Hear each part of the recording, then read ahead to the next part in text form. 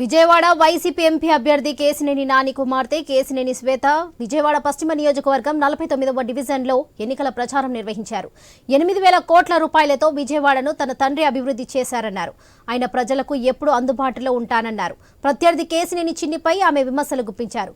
Vote bank చీల్చడానికి ఆయన ప్రయత్నిస్తున్నారని ఆరోపించారు. ఎంపీ బంధువునని చెప్పుకొని అందరినీ కలుస్తున్నారన్నారు. చంద్రబాబుకు జగన్పై ఉన్న కోపంతోనే ప్రజల్ని ఇబ్బంది పెడుతున్నారని ఆరోపించారు.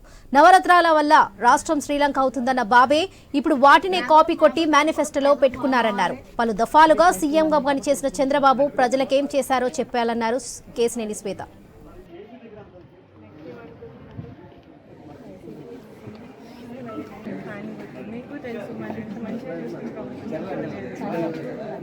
ఈ తిరిగే బిడ్డలందరినీ క్యాన్వాస్ కి తిరిగే బిడ్డలందరినీ జ్ఞాపకం చేసుకో, మంచి ఆరోగ్యం ప్రతి ఒక్క బిడ్డకి దీవించి ఆశీర్వదించి తండ్రి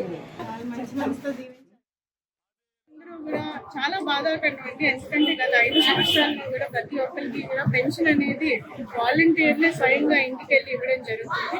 కానీ ఈ రోజు కొండ ప్రాంతంలో చాలా మంది ఇబ్బంది పడుతున్నారంటే పైనుంచి రోజు వస్తున్నారు, రోజు బ్యాంక్ అకౌంట్ చెక్ చేస్తున్నారు, రోజు సచివాలయానికి వెళ్తున్నారు, కానీ ఎవరి దగ్గర నుంచి కూడా సరైన ఆన్సర్ లేదు. ఇదంతా కూడా చేసింది చంద్రబాబు నాయుడు గారు, తెలుగుదేశం పార్టీ, అలాగే బీజేపీ వాళ్ళు. వాలంటీర్లు చూస్తే జగన్మోహన్ రెడ్డి గారు గుర్తొస్తారు. జగన్మోహన్ రెడ్డి గారికి ఓట్లు పడిపోతాయనే భయంతో ఈరోజు వాలంటీర్ వ్యవస్థని ఆపివేయడం జరిగింది. దానివల్ల వృద్ధులు ఎంతో ఇబ్బంది పడుతున్నారు. వాళ్ళు ప్రతి నెల కూడా ఈ డబ్బుల్ని వాళ్ళ జీవనాదిగా లేకపోతే మందుల కోసం లేకపోతే ఇలా వాడేది ఈ రోజు వాళ్ళకి చేతికి అందకుండా పోయింది తెలుగుదేశం పార్టీ వల్ల, అలాగే బీజేపీ వాళ్ళ వల్ల. సో ప్రతి ఒక్కళ్ళు కూడా చంద్రబాబు నాయుడు గారిని ఈ రోజు తిట్టుకుంటున్నారు. ఆ ఉసురు అనేది ఆయనకి తప్పకుండా తగులుతుంది. ఇటువంటి చర్య అనేది నిజంగా హేయమైన చర్య.